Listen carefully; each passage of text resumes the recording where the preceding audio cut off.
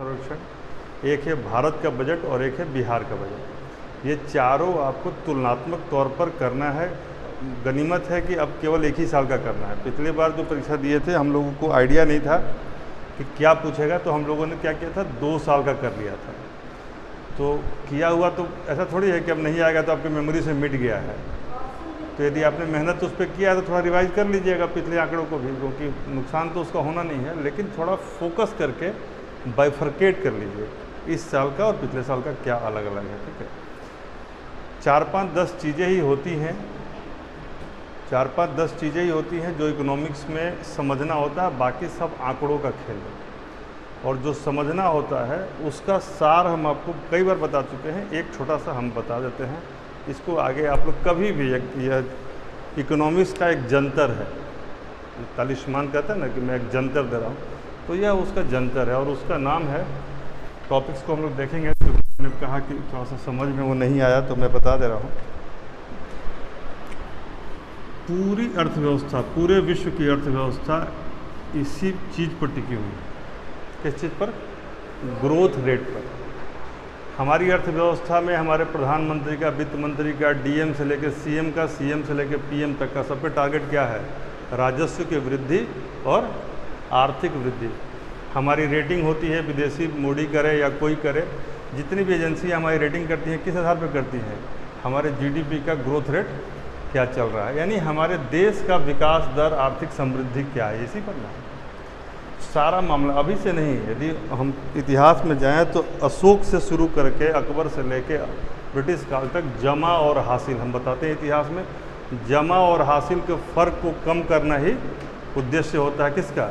राजनीतिक प्रशासन का। क्योंकि आर्थिक पक्ष मजबूत होगा तभी कोई ना कोई राजनीतिक पक्ष मजबूत हो सकता है। कमज़ोर अर्थव्यवस्था के साथ क्या कोई बड़ी राज्यव्यवस्था खड़ी हो सकती है? संभव नहीं है।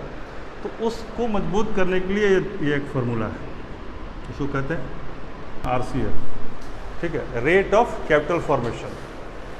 चाहे पीटी हो चाहे मेंस हो, इट विल ऑलवेज वर्क। क्या लिखा मैंने? ग्रोथ रेट, विकास दर। ठीक है, growth rate is equal to rate of capital formation divided by incremental capital output ratio. पहले इसको आप लोग याद कर लीजिए, ये फार्मूला याद होना चाहिए। कुछ लोगों को होगा, कुछ लोगों को नहीं है, तो याद कर लो। क्या है? Growth rate is equal to incremental capital output ratio. ये 2 टर्म हिंदी में लिखेंगे इसको तो क्या लिखेंगे रूपम? हिंदी में लिखेंगे विकास दर, यही ना कहते हैं इसको, ग्रोथ रेट को विकास दर या वृद्धि दर, बराबर इसको कहते हैं पूंजी पर्याप्तता दर। क्या कहते हैं? पूंजी पर्याप्तता या पूंजी निर्माण की दर कर दीजिए इसको, पूंजी निर्माण की दर।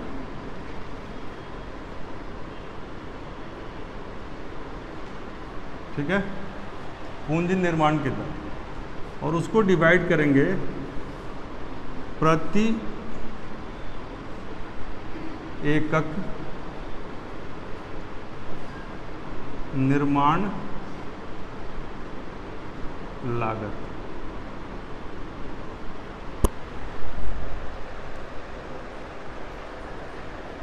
ठीक है, विकास दर और क्या हो जाएगा? पूंजी निर्माण की दर और प्रति एकक निर्माण लागत। प्रति एक पूंजी निर्माण की दर में क्या आता है कि जितने भी पूंजी के स्रोत हैं ये सब इसमें जुड़ जाते हैं। आप लोगों को दिख रहा है बोर्ड? जितने पूंजी के, मान लीजिए पूंजी कैसे आएगा? डायरेक्ट फॉरेन से इन्वेस्टमेंट आ सकता है, दैट इज कॉल्ड FDI। पूंजी कैसे आ सकता है? कोई संस्थागत तौर पे निवेश हो सकता है जिसको FII कहते हैं, फॉरेन इंस्टीट्यूशनल इन्वेस्टमेंट हो सकता है तो FII कहलाएगा।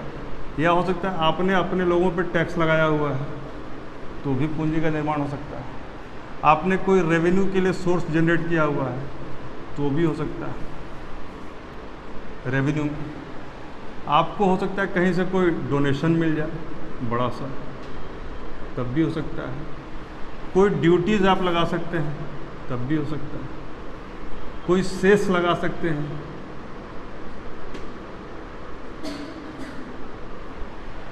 ठीक है। तो पूंजी निर्माण के जितने भी तरीके हैं ऊपर वाले में आ जाएंगे। शेष जैसे कि एजुकेशन पर अभी थोड़ा सा एक्स्ट्रा लगाया जाता है शेष, यानी कभी तत्कालिक तौर पर ज़रूरतों को पूरा करने के लिए सरकारें लगाती हैं। ये टैक्स का ही एक फॉर्म है जो बहुत स्थायी नेचर का नहीं होता है। तो इन चीज़ों को आप यदि जोड़ेंगे, पूंजी निर्माण के जितने भी तरीके हैं वो ऊपर में हो जाएगा। इसको अब इसमें क्या कह रहा है कि इन तरीकों को यूज करके से पिछले साल मान लीजिए हमारे पास 100 करोड़ रुपया था और इस साल वो तरीका जोड़ के कितना हो गया 110 करोड़। तो हमारा ये दर कितना बढ़ा है, 10% बढ़ा। तो इसको कहेंगे, ऊपर में लिख देंगे 10, यानी ग्रोथ रेट के ऊपर वाला आंकड़ा क्या हो जाएगा, यहाँ लिखिए 10, यहाँ ग्रोथ रेट ही रहेगा। और ये पेन है, मान लीजिए ये एक चीज़ है, वस्तु है, इसको बनाना है। 10 बनाने में हमारा लागत आया है 100 रुपये। कितना आया, 100 रुपये। लेकिन अब हम 11वां बनाना चाहते हैं, एक एकक कहते हैं एक यूनिट उत्पादन को। तो 11वां जो बनाना चाह रहे हैं, इसमें जो पैसा एक्स्ट्रा लगेगा वो तो अब 10 रुपये नहीं लगेगा, क्योंकि हमारा संस्थागत ढांचा बना हुआ है, जो मशीन है बना हुआ है, जो कच्चा माल है वो आया हुआ है। केवल थोड़ा सा कच्चा माल उसमें और एक्स्ट्रा हो सकता है बढ़ाना पड़े, ठीक ना। तो इसमें हो सकता है कि 2 ही रुपये लगे। एक निर्माण लागत में कितना लगेगा, 10 के बदले कितना लगेगा, 2 रुपये एक्स्ट्रा। तो हो क्या जाएगा, इसको डिवाइड करेंगे 2 से, यानी प्रति एकक निर्माण में जो लागत लगा हमको क्या लगा, 2 रुपया लगा। तो हमारा ग्रोथ रेट कितना आया, 5%। हमारा ग्रोथ रेट 5% हो गया। यानी किसी भी स्रोत से पूंजी निर्माण का दर हमारा जो होगा उसको डिवाइड करेंगे हमारे किसी भी तरीके से, जो हम 1 इकाई उत्पादन एक्स्ट्रा करने के लिए जो एक्स्ट्रा कॉस्ट इम्पार्ट होगा उससे डिवाइड कर देंगे। कोई दिक्कत, 10 हो गया ऊपर में, ये हमारा 10 के रफ्तार से हम बढ़ रहे हैं, यानी टोटल पैसा का निर्माण बढ़ रहा है 10 के रफ्तार से, और बनाने के निर्माण में 2 रुपये लग जा रहा है, मोटा मोटी बात। तो हमने तो 1 इकाई पे बताया, इसके कैलकुलेशन थोड़ा और ज़्यादा डिटेल में जाएंगे इकोनॉमिक के, जब माइक्रो और मैक्रो के संदर्भ में जाएंगे तो यही थोड़ा सा और ज़्यादा माइन्यूट हो जाएगा। भारत के संदर्भ में कैलकुलेशन करना है कि नहीं। लेकिन मोटी बात आपको यही समझना है कि ऊपर में पैसा आने का तरीका और उसके बढ़ने की रफ्तार को जोड़ते हैं, और नीचे में कम से कम पैसे में कैसे कोई नया निर्माण हो जाए उस तरीके को लगाते हैं, ठीक है। तो आपका ग्रोथ रेट बढ़ता है। अब ये तो हो गया पीटी का इन्फॉर्मेशन। यदि मेंस देना होगा तो आप इसी फार्मूला के आधार पर मेंस का आंसर लिख लेंगे, नहीं हो जाएगा। तो ऊपर में क्या है, एफडीआई, एफआईआई, तो एक आपको इनके बढ़ाने के तरीके पे विचार करना होगा, कैसे ये सब बढ़ेंगे, कैसे टैक्स बेस बढ़ेगा, कैसे रेवेन्यू जनरेट होगा, कैसे इसका एरिया काफ़ी वाइड होगा। इन चीज़ों को यदि हम एक एक करके उसका स्टेप लिखेंगे तो सबके लिए 10-10, 50-50 स्टेप होगा, तो मेंस का आंसर हो जाएगा। लेकिन एक दूसरा तरीका है कि कैसे हम इसके निर्माण की लागत को कम करें, क्योंकि यदि लागत कम हो जाए, फर्ज कीजिए कि 2 रुपया के बदले 1 ही रुपया एक्स्ट्रा लगता, तो उतना ही पैसा में हमारा ग्रोथ रेट कितना हो जाता, 10%, है कि नहीं। तो यह कैसे बढ़ेगा, इसके तरीके जो होते हैं इसको भी लिख लीजिए। इसका तरीका है कच्चा माल की उपलब्धता, सस्ता कच्चा माल हो आपके पास, इसी में सस्ता श्रम हो, सस्ता श्रम, तो यही सब चीज़ ना पढ़ते इकोनॉमिक्स में आप, सस्ता श्रम। फिर उसके बाद क्या हो सकता है, बेहतर रोड, यानी परिवहन की व्यवस्था। परिवहन के साथ साथ क्या हो सकता है, इसमें आधारभूत संरचना, आधारभूत संरचना। इसके अलावा क्या हो सकता है, बिजली। इसके अलावा क्या हो सकता है, पानी। लेबर तो हो ही गया, कैपिटल तो आ ही रहा है ऊपर से, वही है आधारभूत संरचना में ये आ गया। लेकिन इन सबसे अधिक, मान लीजिए सब आपके पास हो, आज जाइएगा फैक्ट्री लगाने के लिए तो 4 को गुंडा बैठा हुआ है, सामान गिर रहा है ना तो मेरा हिस्सा निकाल दीजिए, तो हो जाएगा, काम हो जाएगा। तब तो ये भी रखा रह जाएगा, ये भी रखा रह जाएगा, तो बेहतर प्रशासनिक व्यवस्था, ठीक है, लाल फीताशाही की कमी, ये सारी चीज़ें होनी चाहिए, यानी कि प्रशासन। और इसीलिए क्या किया जाता है, इसको घटाने के लिए ACZ बनाया जाता है, स्पेशल इकोनॉमिक जोन, जहाँ पर हर तरह की सुविधा दी जाती है। आपको सिंगल विंडो क्लियरेंस दिया जाता है, बहुत सारी चीज़ों को ईजी किया जाता है, ईज ऑफ डूइंग बिजनेस के आधार पर लोगों को रेटिंग जो कर रहे हैं, क्यों, इन चीज़ों को। तो आप यदि इन सारे चीज़ों पे यदि पॉइंट लिखेंगे तो क्या इकोनॉमिक्स का कोई भी पहलू बचेगा इसमें? इकोनॉमिक्स को बेहतर बनाने में या तो ऊपर का पहलू है या नीचे का पहलू है। तो मोदी जी कोट पहन के यदि घूम के पैसा ला रहे हैं तो तभी ना आपका 600 बिलियन के आसपास पहुंच जा रहे हैं आप। उस महामारी के दौर में भी जहाँ पर कई राष्ट्रों के पास 3 दिन का पैसा नहीं है खाना खाने का, तो ये ऊपर वाला बढ़ा रहे हैं। और यदि गडकरी जी रोड बना रहे हैं तो नीचे वाला बढ़ रहा है। तो ये दोनों मिलके आपका विकास दर तो बढ़ना ही है। मान लीजिए महामारी के दौर में भी आप ग्रोथ में आ जाते हैं तो बहुत बड़ी बात है। तो इसका हमारा यही कहना है कि इस फार्मूला को आत्मसात करिए। रिपीट कीजिए ज़रा ऑनलाइन में, what is growth rate, formula क्या है ग्रोथ?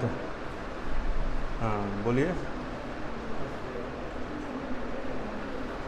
हाँ तो इसका फार्मूला मैंने क्या बताया? RCF by ICOR। Very good. What do you mean by growth rate? चलिए अभी आप आए हैं तुरंत ही तो आपको शायद नहीं अंदाज़ा लग रहा है, आप बताइए। हाँ मतलब फार्मूला ही बताइए ना, पूरा फार्मूला पूरा बताइए, फार्मूला पूछ रहे हैं।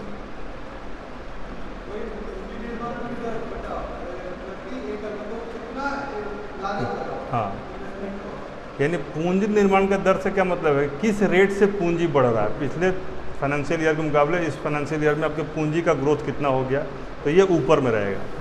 तो ग्रोथ का रेट ऊपर में रहेगा। मान लीजिए पूंजी है 1000 करोड़, सॉरी हाँ उज्ज्वल आवाज़ आ रही है, बताइए। उसी को सिंपल भाषा में हमने अभी थोड़ा देर पहले बताया, उसको रिपीट कर रहे हैं, एक बार आप सुन लीजिए। आप जो बोल रहे हैं वो ठीक है, वो परिभाषा है, ठीक है ना, लेकिन यथार्थ में क्या होता है वो हमने बताया। एक फार्मूला है, growth rate is equal to RCF by ICOR, या आप लोग एकदम रट जाइए, RCF by ICOR। Growth rate is equal to RCF by ICOR। Clear है? अब RCF क्या है कि पूरे उपकरण लगाकर, चाहे FDI हो, FII हो, रेवेन्यू हो, टैक्स हो, सेस हो, डोनेशन हो, ये मतलब एड्स हो, कुछ भी हो, आपका सोर्स ऑफ इनकम जो है देश के संदर्भ में जो बढ़ रहा है, जिस रफ्तार से बढ़ रहा है, जिस दर से बढ़ रहा है। पिछले साल 10,000 करोड़ है और इस बार आपका 11,000 करोड़ हो गया, तो आपका 10% के रेट से बढ़ रहा है। तो ये 10 हो जाता है नॉर्मली, हम लेके चल रहे हैं कैलकुलेशन के आसानी के लिए। और एक नया चीज़ बनाने में देश के संदर्भ में जो एक्स्ट्रा इनकम लगता है, जो पैसा लगाना पड़ता है, उसमें एक्स्ट्रा पूंजी जो लगती है एक नई वस्तु को बनाने में, उससे इसको डिवाइड किया जाता है, ठीक है ना। तो ये जो आपका आएगा वही ग्रोथ रेट होगा। अब क्या है कि जो नई वस्तु को बनाने के लागत को कम करने के बहुत सारे उपाय हैं।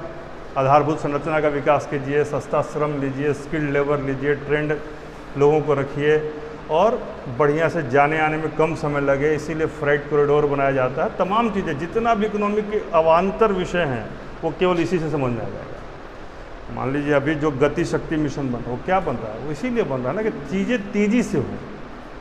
जिस फल को वहाँ से क्या बोलते हैं, जैसे वंदे भारत ट्रेन है, अब दिल्ली से बनारस आने में उसको 8 घंटा लगता है। नॉर्मली दिल्ली से बनारस आने में कभी समय ऐसा रहा होगा कि 3 महीना लगता होगा जब लोग बैलगाड़ी से आते होंगे।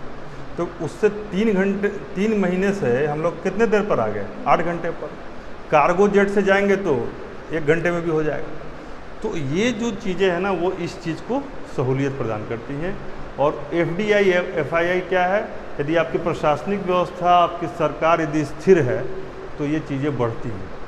और स्थिर देशों में कोई निवेश करना चाहेगा, जहाँ प्रशासन बेहतर नहीं है वहाँ कोई निवेश करना चाहेगा। तो इन चीज़ों को थ्योरेटिकली समझ जाइए, इकोनॉमिक्स को बोझिल मत बनाइए, उसको आसान भाषा में अपने तरीके से समझिए, उसके नज़दीक जाइए।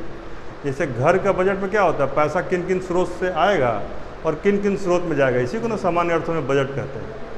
यही भारत के संदर्भ में होगा तो भारत का बजट, यही बिहार के संदर्भ में होगा तो बिहार का बजट। पैसा आता कहाँ है, जाता कहाँ है, अब उसी को कभी राजस्व और राजकोषीय का फ़र्क आप समझ लीजिएगा, सर ने भी बताया ही होगा आप लोगों को, तो उसके संदर्भ में देखना है। लेकिन हमारा कहना है कि यदि आपने इस फॉर्मूले को समझा, इसके ऊपर के विकास को आपने बढ़ा दिया और नीचे वाले चीज़ों को घटा दिया, तो विकास को आप बढ़ाने में कामयाब रहेंगे, चाहे आप डीएम बने, चाहे आगे जाके सीएम बने, किसी भी स्थिति में यही आपका लक्ष्य होगा। ठीक है, इकोनॉमिक्स पढ़ाने के लिए भी हम नहीं आए थे, लेकिन हमने कहा कि चलिए आप लोगों को थोड़ा सा एक कंसेप्ट दे दें, तो कि किसी चीज़ को पढ़िएगा ना तो ये फ़ायदा करेगा।